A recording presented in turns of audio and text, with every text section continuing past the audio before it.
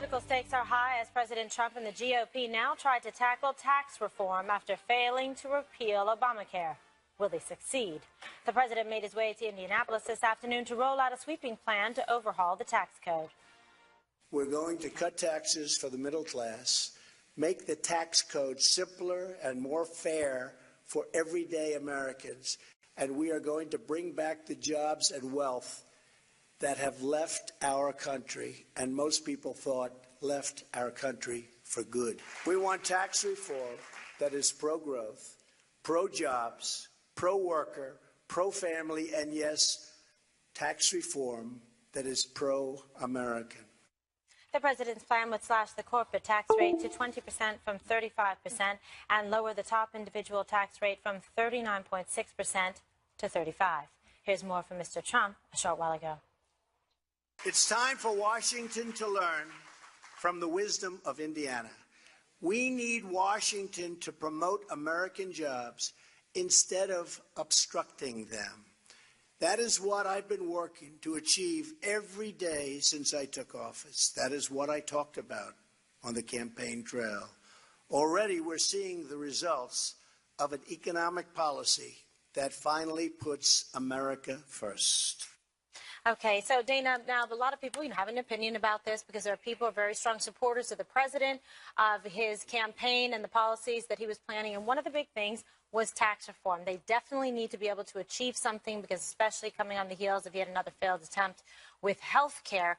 How did you feel the president did today in terms of his messaging, and what about the content? Well, I think the rollout has been fairly good. I think that he had to give this speech on the teleprompter, but I hope that he doesn't do a ton of them on them because I think because tax reform hasn't been done really well in 30 years. And I think his ability to sell it in plain spoken words in the way that he does is actually probably one of the best things he has going for them. I think that the text of the plan and of the speech, if you read it on paper, is a little bit in the weeds, but you can get basically get the gist. They are going to have obstacles. Already the left is painting this as tax cuts for the rich, and this is only going to benefit the wealthy. That is not true, but it's hard to argue it on the other side. I think that he started to do that today, and I think based on what I've heard, that the White House has a pretty good plan to keep their coalition together in order to try to advance this. But I really do think the rich are going to end up paying more. So if you are in the tax code or in the zip code where you really wanted Hillary Clinton to win, like, you should be glad because you thought the rich should pay more. And under this plan, they are going to end up paying more. Okay. So, Greg, do you think they're going to get that they get the messaging and actually understand the contents of this tax reform, or just be obstructionists and say, we don't like it no matter what it is, even if it attacks the rich because President Trump is putting it forward? No matter how, whenever they say they're simplifying something, it's never truly simplified. They still use jargon that I don't understand. There's something about you'll be taxed at a rate of 0. What does that mean? You're not being taxed? Because why don't you just say you're not going to be taxed? Right. But taxed at a rate of 0 goes way over my head. I'm not that bright on this stuff, but at least, come on, just simplify it, really simplify it. The problem I have with this is the order in which this administration tackled their issues. For example, it's like with Obamacare or tax reform, I would have loved it if they would tax reform first. They chose the wrong lane at the supermarket. The Obamacare lane did not move, and here you go. But if you just went to the tax reform line, you would have just zoomed right through. 3 items or less. 3 items or less. It was an express line. Yeah. I hate when that happens at the airport too, and you're like, oh, I knew I should have. You're always looking at something. You always go, that's not there. You're peeking over at the other line. And you're like, no, you're already in there. Looking at your wife or your husband, like, should we go? Should we move? Yeah, so you got to split them up. One here and one in that. And then the other line opens up. Yes. Yeah, we do a lot of grocery shopping this table. I just tell them I'm on the 5, and I get right to the front. If I said that where I live, I go to the back of the line. Yeah, right? That's 5 privilege, Juan. Is that right? That's it. Check your privilege. That's Jesse, you were a little bit disappointed, a little bit critical of the president before about tax reform. How did you feel about it today? Because you wanted to see some... I'm not things. he's holding out the possibility of still raising taxes on the very wealthy. This is Obama's third term. And you plan to be one. This is not what people signed up for. I don't know where he's coming off. I guess this is the populist thing or the deficit hawk deal. I don't get it. I think it's maybe defense against. I don't think a lot of his core base want to soak the rich. I don't. I think they would like tax cuts for themselves, but I don't think they're in it to get back at the greedy billionaires. I also don't like that he's only from 39 to 35. I think it's too timid. Reagan slashed the top rate in his 2 terms from 70 to 28. To sell it as this is a Reagan-esque tax cut, I think is incorrect. Also, they should be cutting capital gains and dividend taxes. I think that helps older Americans. I do like some things, though. I do like the income tax reductions. It's our money. It's not the government's money. The increasing of the child tax, the doubling of the standard deduction, I think that helps kind of lower middle-income people and poor Americans. Some of them will pay 0. I, again, don't understand what that means, but it sounds good. Eliminates the death tax. That's straight up communism. That should have been out a very long time ago. And the president really is selling this mostly as the corporate tax rate reduction is going to be the key driver to growth and to job creation and to wage growth. And then you're also going to bring back money from overseas as well and invest more in America. It's an America first tax cut. I think there's a lot of good things. There's some bad things, but on the whole, it's much better than what we have now. Okay, so there's room for improvement, you think, but it's definitely going in the right direction. But it's only going to get tougher. It's not going to. If this is your opening bid, it's not going to get better. That's why he wanted to open the bid at 15% on the corporate side. He's still stewing about it. Right. He's still stewing. Okay, so Juan, Dana said there's some things here that the Democrats and the liberals should be, okay with it. It shouldn't be too displeasing to them. Are you feeling pleased or displeased? Well, I'm sort of, curious because I don't know that it's, I think it'd be great if we had tax reform in this country. Kimberly, I really like a more simple, direct way to know what taxes they're paying, why they're paying them, and to feel that they are going for a good use by the government. So on all those things, I say great. And in fact, President Trump during the campaign promised that this would be tax reform, that it wouldn't simply be about some tax cuts that would then open the door to what's been described here as tax cuts for the very rich. And by the way, according to the polls, NBC Wall Street Journal, it's like 55% of Americans oppose any kind of cut for the corporate tax rate, and they also think that, in fact, the rich should pay more. So I don't know, but that's what the American people think. So when I'm looking at this, I'm thinking, oh, so the Republicans have given up on tax reform. Now all they want to do is tax cuts. And the driver, as Jesse was saying, is corporate tax cuts. And the argument there, which is an interesting one, is, hey, this economy would be doing even better. We'd knock them out. We would be the global titan if we could lower our tax rate and be competitive with tax rates in Europe and the rest of the world. So, but then when you look at it, you discover, hey, wait a second. Our tax rates aren't out of line. Guess what? You look at the deductions and the write-offs and our corporate tax rate. In fact, what really galls me, Jesse, Mr. Populist, is that there's about half or more of American corporations that pay 0. If you were puzzled, Greg, this is your answer. 0 means you pay no tax. Right, that's because all the corporate lobbyists down at the swamp sit in there in these rooms and then rewrite all these things to carve out the loopholes and the incentives. That's how the swamp works. So it's puzzling to me because I think the president wants something. He's given up on tax reform. He wants tax cuts, but he's opened the door to Democrats having a very effective argument. All right, well, it comes right on the heels of another health care defeat, as we discussed, for Republicans. But the president, he's not losing hope. I was hoping this would be put on my desk right after we won the election, and I'd come in and sign, but it didn't work that way. There are a couple of people that I won't say anything. But early next year, when reconciliation kicks back in any event, long before the November election, we're going to have a vote, and we're going to be able to get that through, and I think we'll actually get it through very easily. Okay, so Greg, you were saying earlier that you take issue strongly, not with the use of the term 0, but with the order in which the president tried to achieve his reform. It's like you were faced with 2 choices: a beautiful swimming pool and the La Brea tar pit. And it's like every time you go to healthcare, it's the La Brea tar pit. Right. People in California know what that is. It's like it's a big basically tar pits. Yes. Thank We you. used to go there as kids. That was where my parents took me. That explains so much. But yes, that was our You summer. weren't supposed to eat it. Our summer vacation. That was your community pool? Okay. But here's the issue.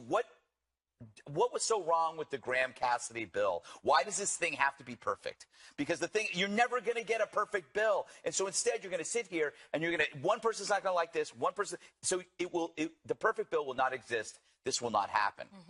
Wait a second. Did you just say you don't think tax reform will happen? No, I was talking about Graham-Cassidy. He segued. He did a little segue. I The tar shifted. pits. Dana, so it was interesting because the president mentioning this, he seemed a little bit, upset that perhaps this was something that he wanted to do. Of course. And we talked about that. But I I like it that he's keeping the door open because that basically gives them a chance to sort of look ahead. Also because he knows that a lot of Republican donors are sitting there thinking, are you kidding me? Like, we don't have anything at this point. So he can blame the establishment and the people on Capitol Hill and the swamp. The truth is that he'll have to pay the price for that. But I do think that the Democrats still might play ball on tax reform. If the president continues to press in these red states that have Democratic senators that are up for election, he might be able to have enough in order to get tax reform done. It might not be what Reagan was able to do, but that's because there's not that much room to cut. The tax rates aren't at 70%. You could go from 70 to 30 when you were in the 80s. Right now, you just can't raise enough revenue in order to pay for the things that we want. I also think that we're having a bigger discussion about health care and tax reform, but we're not really having it here. But the people are having it, and that is, what kind of government do you want? What do you expect them to be able to pay for? And how much do you think that Americans should contribute to their government? Those are bigger issue questions. Yeah, go ahead. Yeah. No, why are children so special? Tax credits. You get a tax credit for having a kid. I want a tax credit for my bar bill because that's every bit as expensive as a child. I think who invited W.C. Fields? If I disappeared from this earth, 4 or 5 bars would go out of business. So I want a tax credit for my bar bill. Okay, really relatable problems, Greg.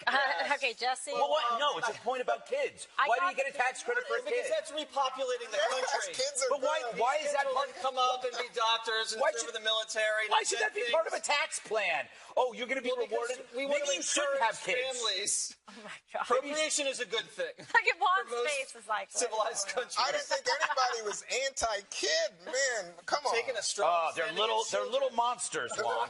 They're little And monsters. some of them don't grow up to be bigger than little monsters. I'm saving the world from future me's. You know what? I really hate to do this. I didn't want to do it. I didn't want to bring this up, but I am.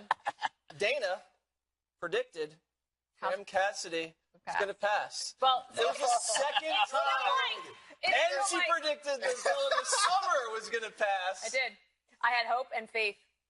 But the president left the door open, so if it does pass next year, save this clip and we'll play it again. All right. listen. Hey, so what are you going to say?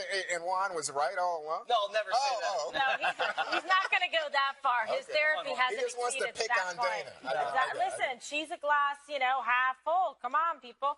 Come up. Anti-establishment candidate Roy Moore scores a big victory over Luther Strange in Alabama. What does that mean for the GOP? What does it mean for the president? Stay with us. I'm the one early morning in the dark. Know you wanna ride now. I'm the one, yeah. Jiggy with it. Getting jiggy with it. We have a winner in Alabama. Roy Moore, the former Chief Justice of the state Supreme Court, beat President Trump's pick to vie for Jeff Sessions' former seat in the Senate. He backed Moore's opponent, Luther Strange. The headlines on some of the major newspapers today call it a blow to the GOP establishment and the president's clout. Here's Roy's take.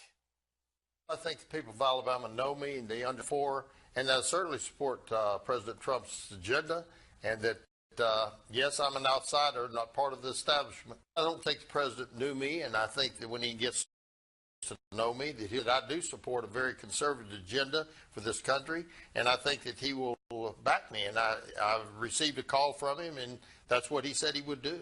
Speaking earlier today, the president, a great senator, and everything's going to work out. It was a big loss for Mitch McConnell, who also backed, said he'll get past the majority leader's snub if he wins in December with some conditions. As long as he stands for a conservative agenda and what we promise the people as Republicans, I'll work with anyone. Okay. So, Kimberly. I love it so positive. I mean, this guy's an interesting guy, West Point grad, Vietnam veteran, ranch hand. He dabbled in poetry. Who hasn't? Real Renaissance. Who hasn't dabbled? God. What kind of splash do you see Moore making in the U.S. Senate? You know, I think he's probably going to try and go in there and be respectful of his colleagues, but at the same time, he shows that he's somebody that's not afraid to stand up and speak his mind and you know, buck the trend if he feels that he's, you know, in the right. So, you know, do I think it's a situation where McConnell and the rest of them that supported Strange, like, oh, yay, no, but nevertheless, they've got to be able to work together to achieve common goals. Do I think that the president's heartbroken over it? No, I don't. I think that the president is like, look, this is no problem, and I think he really means it, that he's going to work with them, and of course he's going to probably do everything he can, more than make up for it with some amazing, you know, rally that's going to go like 45 to an hour over in time about him when he returns, you know, to Alabama to make sure to clinch the victory. Like we said, there's going to be a lot of money dumped in to make sure to try to see if a Democrat can win. But I think it's gonna, you know, it's gonna work out. I think it would have been better if they were all on the same team and unified and picked the same person. Honest with you, and say that didn't happen. But look, the sun rose again. That's true. The day after. It's still probably going to be a Republican senator Definitely. from Alabama. McConnell didn't really fare well in this race. Pumped a whole lot of money in there, and his association with Strange probably hurt Strange. McConnell's got an 18% approval rating in Kentucky. True. And in addition to that, Luther Strange was appointed by the disgraced outgoing governor of Alabama. And that story is a doozy. Oh, that guy. Look at that. It's really bad. So there was an association there already that I almost called him senator, giving him a promotion. Mr. Moore was already very popular all throughout Alabama. So you might argue that they might have just gone with Moore from the beginning and saved that money. But I do think that the agenda that Moore was talking about, it's pretty secure. I mean, I don't think that Alabama is going to vote for a Democrat, though Juan is looking questioningly. Here's what I would say to the Democrats. Don't waste your money. If you think that Moore is so crazy town that he's going to be a problem for the Republicans, don't try to beat him. Do they You're probably not going to beat him, and just let him go. And then if you want to tag other Republicans with whatever he says or does, go for it. Do the Democrats have any money left after they sank about $50 million They are into the Georgia raking in race? so much money they don't even know how to spend it. The DNC's not raising a lot of cash. The left wing. All the organizations? Yes. Gutfeld, this is the Ten Commandments guy. You must love him. Yeah. He's definitely old school. He says, you should. Did he once say you can go to jail for being gay? Was he that guy? Perhaps. Yeah.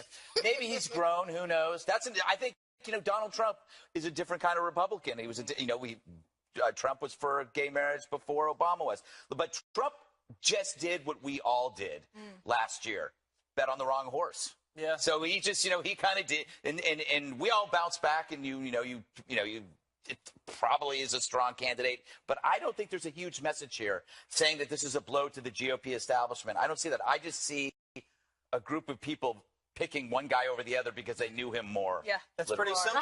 Yeah. Is he simplifying it too much, or do you think there's more to this one?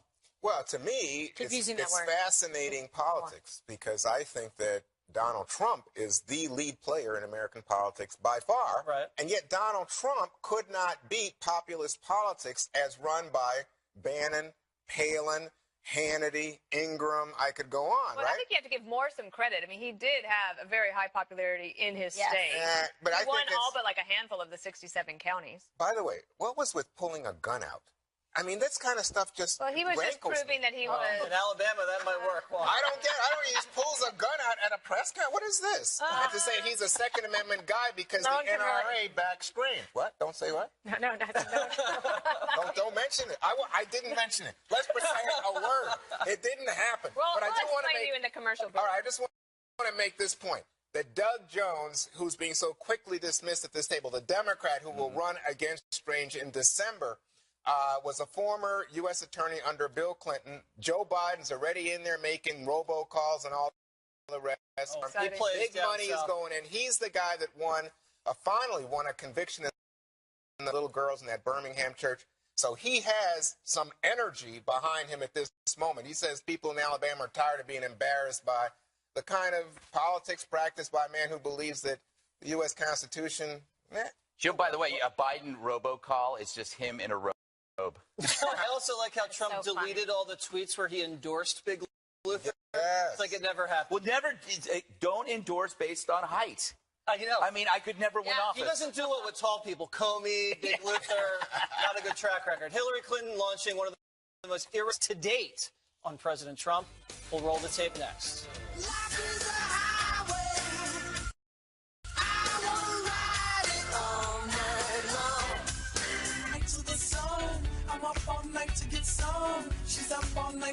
Thanks for staying with us. Inauguration Day was 8 months ago, but a lot of folks on my side of the aisle are still having a very hard time coming to terms with Donald Trump's presidency, particularly that Hillary Clinton. Here's her latest dig at the man who got the job she wanted. I don't think he really values democracy, Charlie. Okay, so he doesn't value democracy. No, I don't. I think he's not a Democrat, little d. No, he's not. He's a top-down guy, and he's an authoritarian. He has tendencies toward authoritarianism. So he's no different than Putin. Well, he, hopefully hasn't ordered the killing of people and journalists and the like. An authoritarian, Kimberly? I don't know. I mean, this is like Groundhog Day, right? I mean, I don't know what's going on with this book tour. It's like never ending. And I get it. She wants to get out there. She's selling books. Okay. But at a certain point, I mean, you lose any little bit of credibility left when you're sitting there comparing, the president to Putin. I mean, where does she kind of get off doing this? But do you buy at all the argument that he's a businessman who believes in top-down structures, I think that's very different than comparing him to Putin. That's more like, okay, he has a philosophy of kind of like best practices and being a CEO and, that type of thing. So that's very different than saying he's somebody who, murders people and journalists and whatever and comparing to the conduct of Putin. But businessmen are evil. Remember that. To a left, it's no different than Wall Putin. Street movie. Yeah, Sporting Gecko. What do you think? Well, I think that Donald Trump has not tried to subvert the system. Okay, so when you are Putin, basically you say, oh, yeah, those term limit things, those don't exist anymore. The age limit doesn't exist anymore. Things have to go through Congress. No. President Trump is working through the system. And if you're concerned about any of his policies, you look at what happened with the travel ban, initially rejected by the courts. They reworked it, put it forward. Healthcare doesn't pass twice. Tax reform, he's going through the Congress. He's doing all the things. I don't see the autocratic tendencies that she sees. All right. Well, it's not only Hillary Clinton. Take a look at this interview, also by Charlie Rose, with Supreme Court Justice Ruth Bader Ginsburg. I'm afraid to do this, but you got to do it. So, Jesse, is it the case that sexism decided this election? I just fell asleep listening to Ruth Bader Ginsburg. Wow, that was electrifying. And with Charlie Rose, too, there's two of them. They should really go on tour together. No, listen, she might have a point about sexism, but it might be the opposite point. What if Hillary benefited from sexism? What if more women voted for Hillary because she was a woman that wouldn't have otherwise? And I don't think the country's sexist, and you can never quantify that either, because would someone leave a polling booth and tell a pollster, yeah, I don't want a woman in the White House? That'll never happen. So it's pie in the sky. A lot of women, besides Hillary, could run and probably get elected in this country. Oprah, Michelle Obama's popularity is like 80%. Marissa Mayer at Google, Diane Sawyer, I think, is a lock for the Democratic nominee. But they haven't been attacked. Oh, well, I mean, I'll do the nominee. Trust me. I'm saying, there's a lot of great women out there that could probably overperform. Stay on the other side, too. Condoleezza Rice, for the Republicans. Yeah, her name's out there. She's a great candidate. All right, but Greg, I mean, you watched Ruth Bader Ginsburg, and I know that you took her so seriously. I want to hear what you think. That was an amazing. I mean, it's Charlie Rose and Ruth Bader Ginsburg talking to each other is amazing. It's like being at the early bird special at the Ground Round or something. I don't know. Sexism did play a role, but it helped Hillary get as far as she did. Yeah. If Hillary wasn't female, there probably would have been a President Sanders or nominee Sanders or Biden. But she got it because she was owed it. It was her turn. Yeah. It was her turn, her time. She had to be the historical first. And that created a shield around her, not from the Republicans, but from her allies who could not criticize her. So you couldn't come after her because she was the woman candidate. She deserved it. And it allowed women to help cheat with her. Like you had women giving her questions because we're sisters. Hey, I'm going to help you out here. I'm not going to help Sanders, but I'll help you out with the questions for the debate. Wait a second. You guys, you don't give any credence to the idea that it's difficult for a woman politician to win office. You said there was. You said there was some sexism. Yes, but that's what helped her get as far. So I'm disagreeing. No, I think that it's easier now for a woman to run for office. It's easier now for minorities to run for office than ever before. Oh, well, that's true. But I think that there is also, especially among Republicans, conservatives, traditionalists, if you will, a real resistance. I'm not sure. But don't you think that Sarah, Democrat anyway. Don't you think Sarah Palin could say the same, that sexism played a role in her being attacked and that campaign not being successful? I don't think that's fair to label conservative Republicans and men and say that they would be sexist and not want to support a woman candidate. I think they want to support a strong candidate that holds their values, that's fiscally conservative, that believes in smaller government and supports our military. I mean, that. Okay, so one last point to you then, Kimberly. When you hear President Trump as a campaigner say, nasty woman, or talk about grabbing women, don't you think, well, gee, if I'm an evangelical, I don't think I can. But guess what? They went for President Trump. I'm sure that they didn't like that. That wasn't, they didn't feel it was appropriate, but maybe they believe still on balance that he was the best candidate based on his platform and his policies. Can I, just to the point about the autocratic criticism, which actually I had mentioned a couple of times when Trump was running, I'm going, this is a guy that he likes strong men. He talks about strong men. And I go, there is a possibility, but when you watch what's happening now, you couldn't be further from the truth. You're seeing more protests, more criticism. Nobody's going to jail. The American public is learning more about checks and balances under Trump than ever before. Yeah. And then when you think about under Obama, a filmmaker was put in jail. Yeah. Journalists were investigated. Yeah. Everything that's going on because he's telling us everything. And didn't Hillary tie up reporters? I remember seeing them all. Isn't that funny? I think Bill did that too, but that was at a party. I think you forget about the president's anger at leaks at the moment in the investigations that are ongoing. But he's not doing anything about it. Well, that's an investigation. He's got sessions on it. Ahead, North Korea is apparently stumped by my man Gregory's monologue next.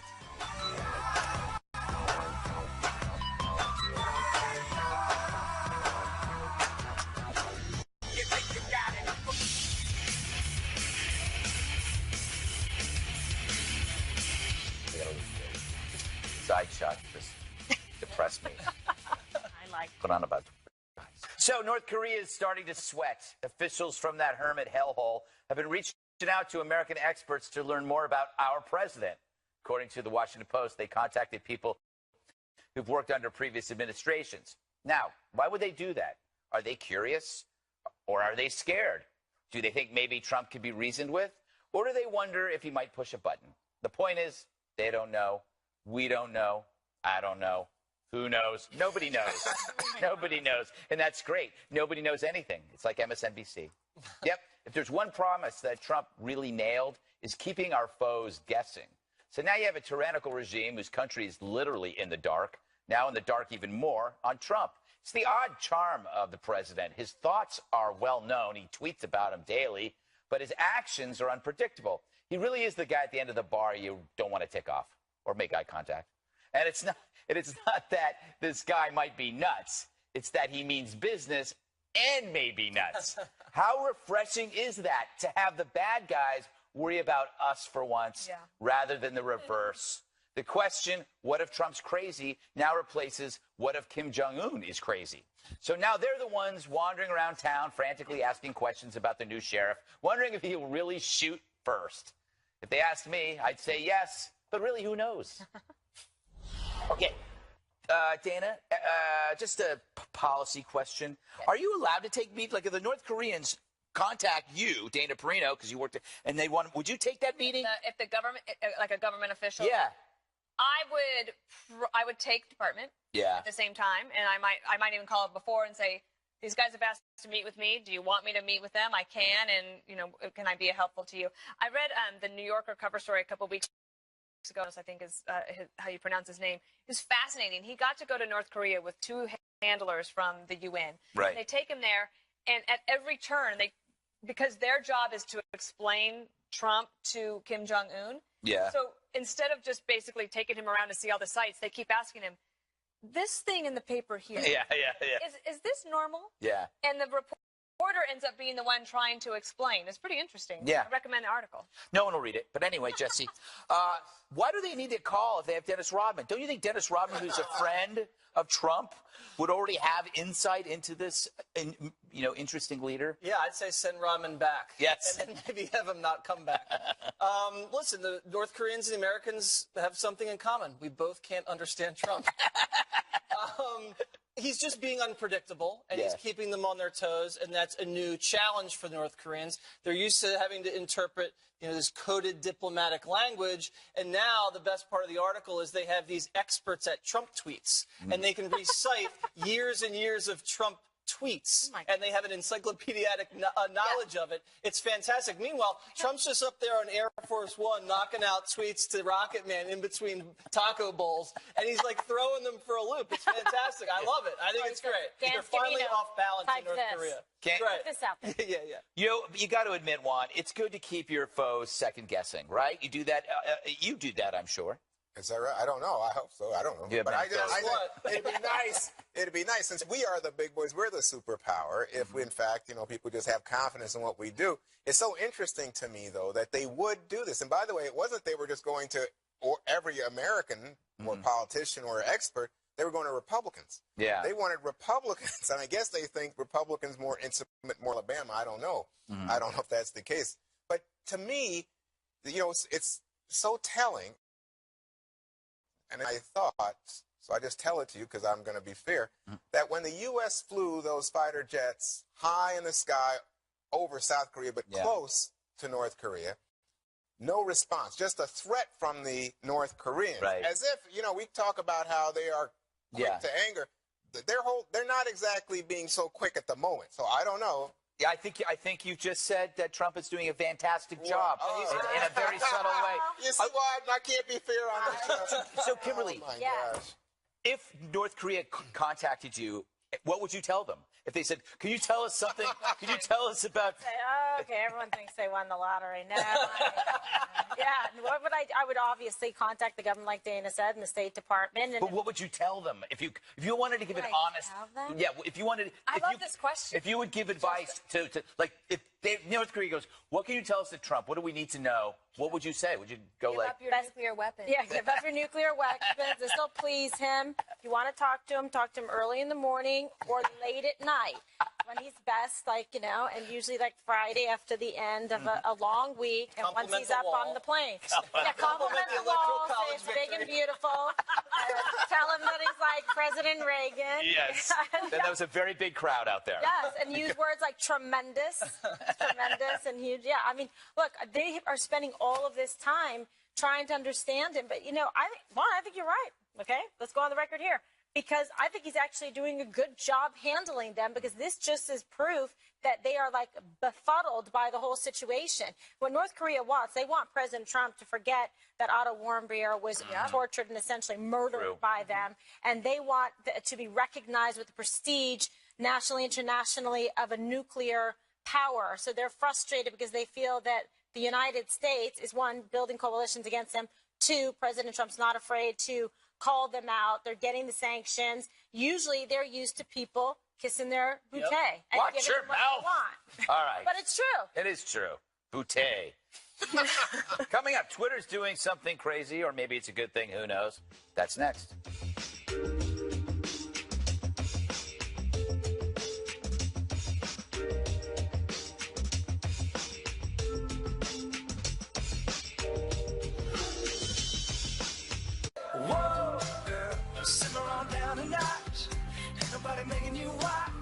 The best part about Twitter, 140 characters, short, sweet, and to the point. The worst part, this crazy idea by Twitter to expand the count to 280 characters. Let's ask the former editor for his thoughts on this. Greg, you're good at the pithy, witty 140 character tweet. I don't like, well, okay, there's no product on earth that so many people use and despise themselves for using it. It really is social pornography is what Twitter has become. It makes you feel dirty inside. The problem with this thing, doubling the size of a tweet, is it doubles my firing by giving me twice the amount of space to screw up when I'm drinking. Because I'll sit there and I mean, it's like, I'd sit there and I try to edit, but if I don't edit, I'm going to say something really bad, and then Sean Hannity's going to be mad at me. I think it's bad for President Trump because he has a rhythm with his tweets. Yes. People you can remember the tweets, and they're funny. If you double the length, it's just going to be not as good. Then it'll be like sad, exclamation point, sad, sad. Sad.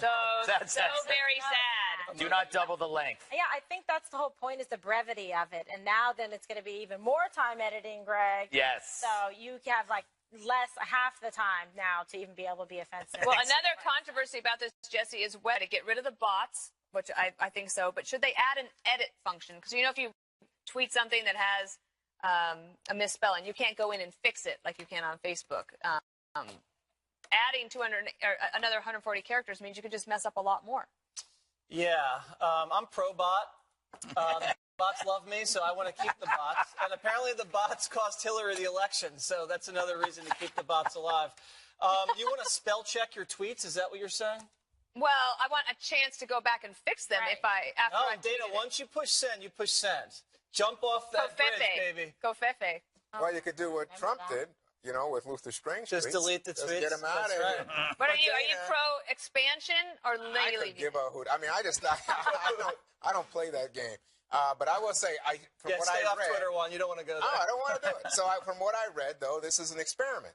Like, it's not everybody right now. They've got a very select audience, and it may be that part of their audience is Dana Perino, and if Dana doesn't like it, right, I don't like it, and I also don't like the heart for the like button. Go back to the star, and everything will be fine. We'll get along just fine. I hate the whole place. You're done. Yeah, I think I'm done. I think I'm going to walk away. I do like it after my new book comes out. Yeah, right. That's true. All right, one more thing is up next. When was the last time you did something for the first time?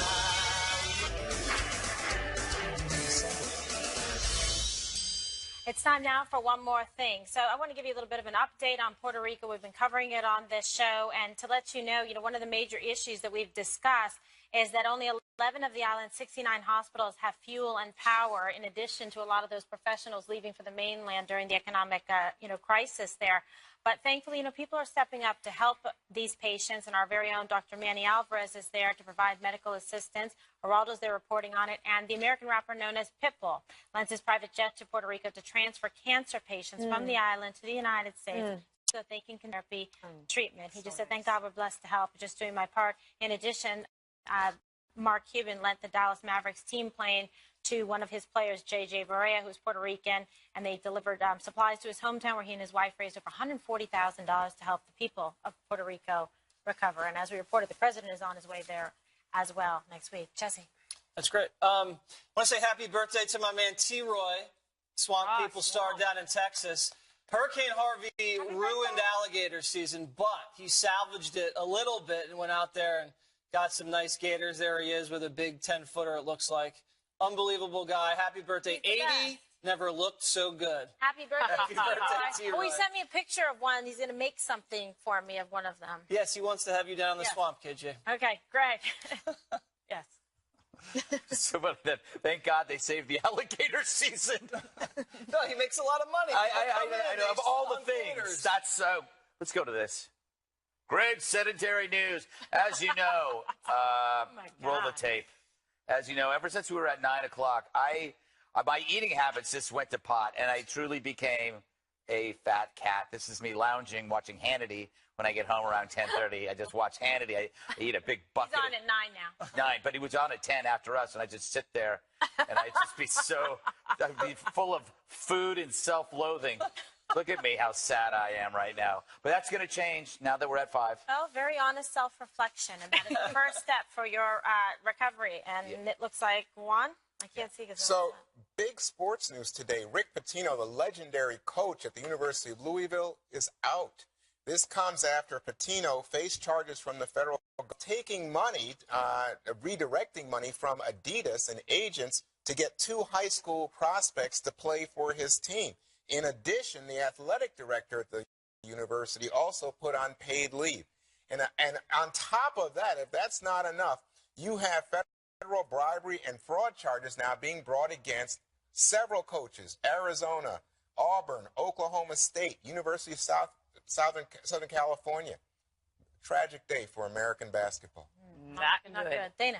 All right, so I'm going back to the dog video wars with Jesse, because check this little Vishla out. It's not actually Jasper.